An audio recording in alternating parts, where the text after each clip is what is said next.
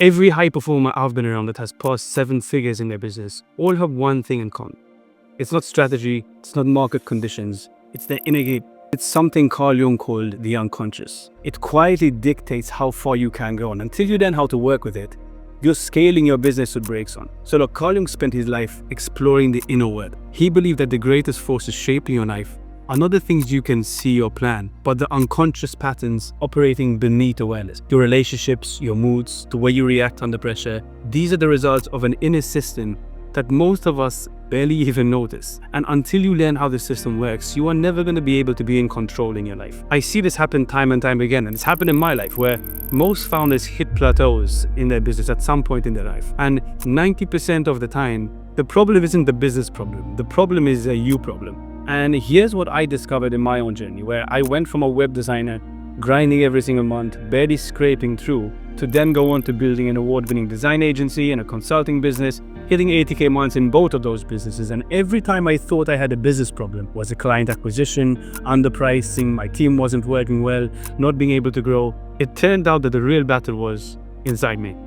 My self-worth, my fear of visibility, my hidden insecurities, my limiting beliefs, my unconscious controlling me without me even realizing. Understanding the unconscious is not philosophy for its own sake.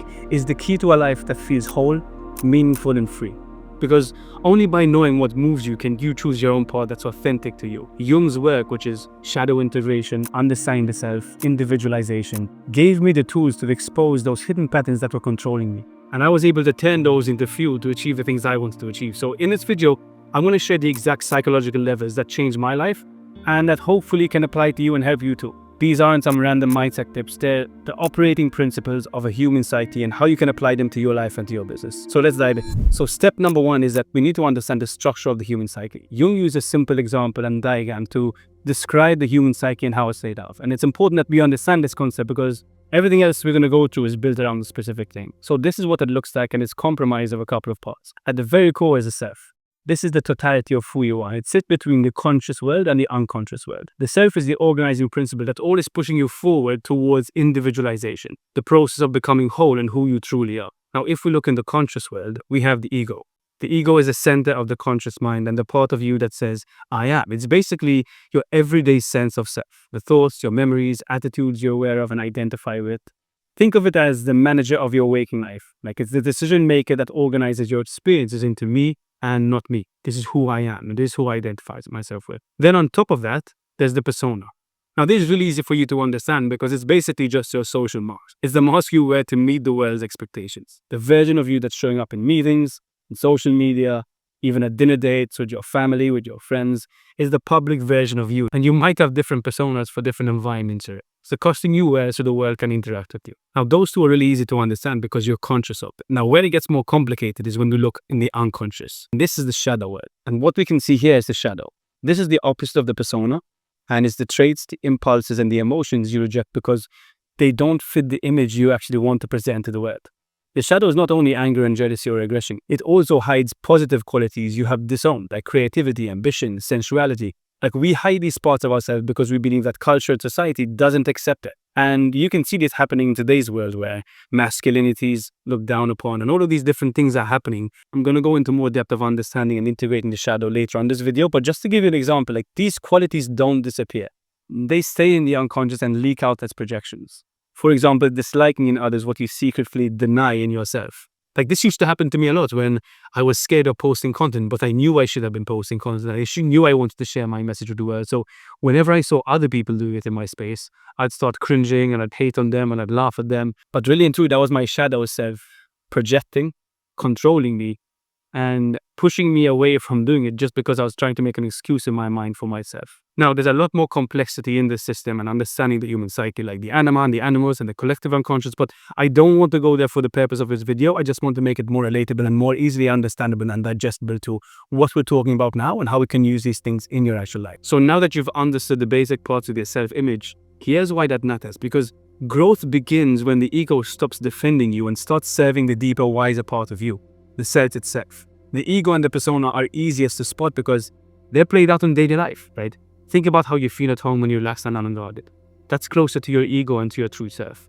But now think about how you show up at work, how you show up in meetings, how you show up with your friends. You're carefully shaping the version of you that you want others to see. That's your persona. So what we need to do now is learn how to integrate the shadow, the steps below the surface, into the unconscious world. Now, this part is strange and uncomfortable because you have to face things that you've been pushing aside and pushing below, but this is where the real drivers of your behavior lie and where the most valuable insights hide. So, step number 2 is how to integrate the shadow. Jung once said, until you make the unconscious conscious, it will direct your life and you will call it fate. And I want to explain this analogy that I drew up in order for you to understand this concept.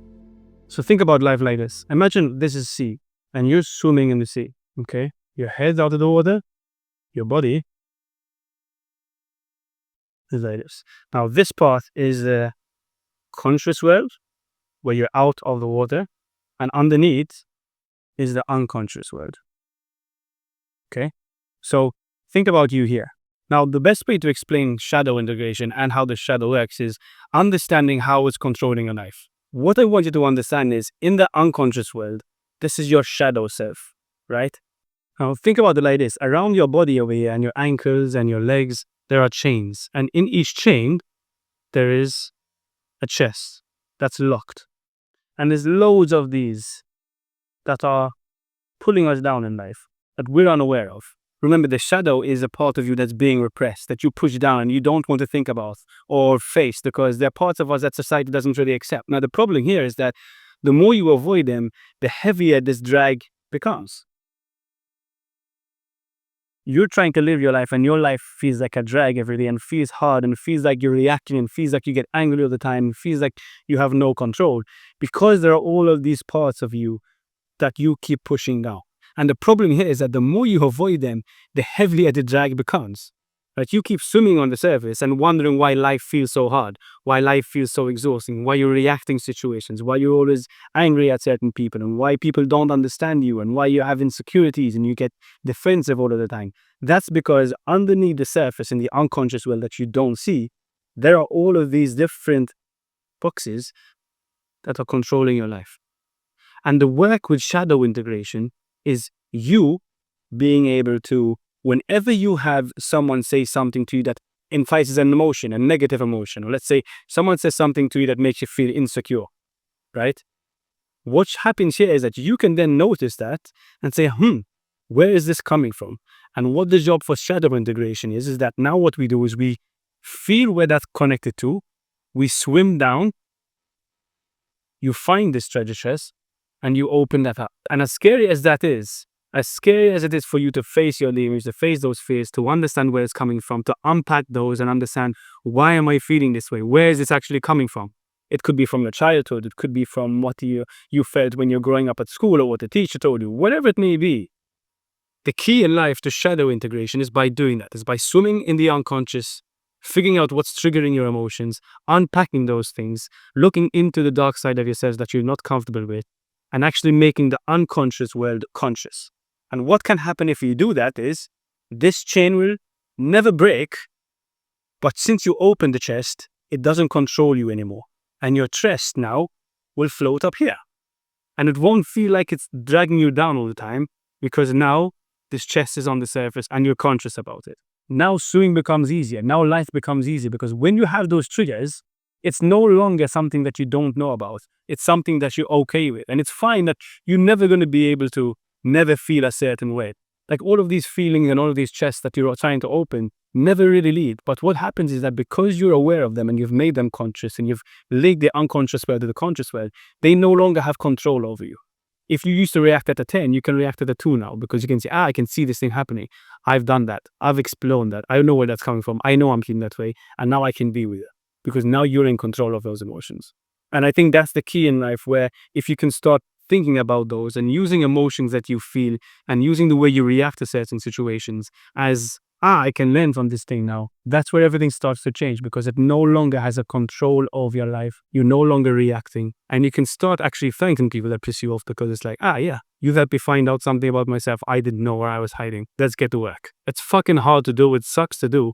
But once you can start doing this, life becomes much more free. It doesn't feel like you're drowning all the time. It doesn't feel like you're always responding, and it feels like you're more in control. Now we're going to talk about the lessons hidden in Nick. Jung also once said something super powerful, where he said, no tree, is said, can grow into heaven unless its roots reach down into the depths of hell. And that imagery matters, because You want to rise, to be compassionate, to lead, to change lives, but unless your roots, your unstable beliefs, your shame, your rage, your envy, your jealousy, go deep into what you've hidden, true mastery means digging into your dark side, uncovering it and owning it. And that's why shadow integration is so important. Not to stay there, but to use that energy consciously, to be able to understand what you're capable of, and then having the power to be able to control it is what true power is. And when you think about it, our culture encodes this truth into the stories we love. Most films we watch are engraved with the same hero's journey. Think about Lion King, Lord of the Rings, Star Wars. And think about how Anakin had to go into the dark side. He had to become Darth Vader to be able to bring balance to the Force. Because his fall wasn't meaningless either. It takes him going into the dark side. Okay, yes, he killed a shit ton of people, you don't need to do that, but that's what eventually brought balance to the Force, and the lesson is in that. We are drawn to these stories because they mirror our own psychological reality. Wholeness requires meeting with the dark and integrating that into your life. Jung also said one does not become enlightened by imagining figures of light, but by making the darkness conscious. So the next part is understanding the relationship between the ego and the shadow. Because the psychological rule says that when an inner situation is not made conscious, it happens outside its fate. So here's the battleground inside you. The ego wants control, demands order, makes plans, tries to keep things safe. And the shadow wants truth. It brings unrest, it pushes conflict, forces you to grow or to crack. And I feel like the best superpower I learned by doing this is that once you start making all of the unconscious conscious and you have the relation between the ego and the shadow self, you sort of develop this sense of unfuckableness because you've done all of that hard work, because you've looked into the shadow, you've made the unconscious conscious, and you've come to terms with who you actually are and what drives you and what insecurities you have, and you've made those conscious and you're okay with them. Nobody really can piss you off anymore, because whenever someone says something to get a reaction out of you, there's either two things that can happen. Number one, you already know that side of yourself and you're okay with it and you're learning to get better at it and you're in control of it. Or the second thing is, you know that's not true about yourself because you've done the work and you've uncovered all of the different sides of you. If someone says something to you that's not really true about yourself, you don't really react because you know you. And look, I'm not saying you're going to understand every single side of yourself straight away. It takes time to do that. And I think there's so much power in that.